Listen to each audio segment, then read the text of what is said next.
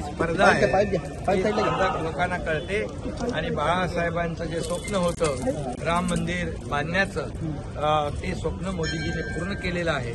ती जगाला माहीत आहे, देशाला माहीत आहे.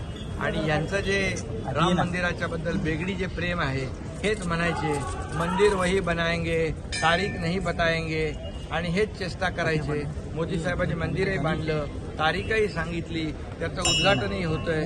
त्यामुळे मंदिर राम मंदिर हा करोडो राम भक्तांच्या अस्मितेचा आणि श्रद्धेचा विषय आहे. तो आमच्यासाठी राजकीय होऊ शकत नाही, परंतु हे सर्वजण प्रत्येक गोष्टीला राजकारण करतायत, प्रत्येक गोष्ट राजकीय पद्धतीने घेत आहेत.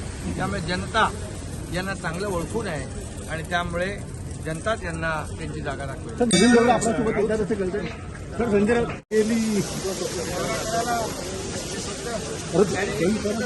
मोहीम हाती घेतली पाहिजे.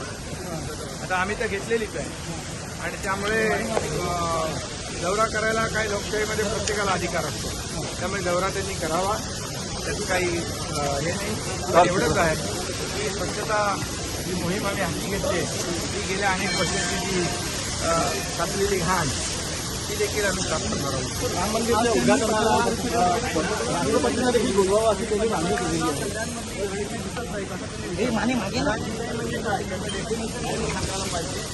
घराविषयी म्हणजे काय, त्याचं खरं म्हणजे व्याख्या काय ही त्यांनी सांगितली पाहिजे.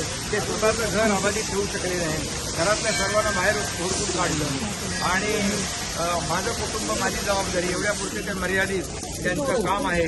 आणि खरं म्हणजे बाळासाहेबांचे विचार, बाळासाहेबांचे आचार आणि जे काही त्यांनी त्याला तिलांजली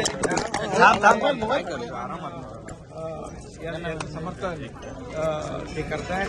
परंतु मी एवढंच सांगतो की आज बाळासाहेब आपल्या सहकाऱ्यांना, आपल्या नेत्यांना, आपल्या पदाधिकाऱ्यांना सहकारी आणि सवंगडी म्हणून त्यांना वागवत होते.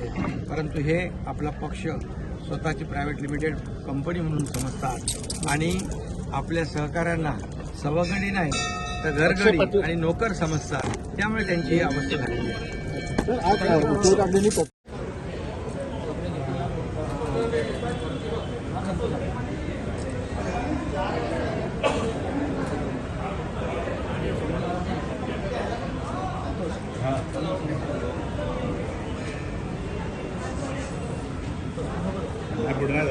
दादा ही भाडी दिली काय एकदम सरकार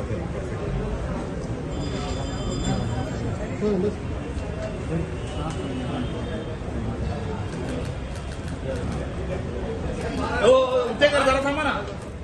मला इमानदारी साफ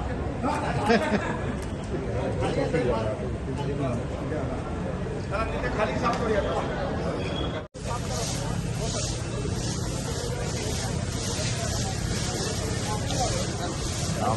कपडे आज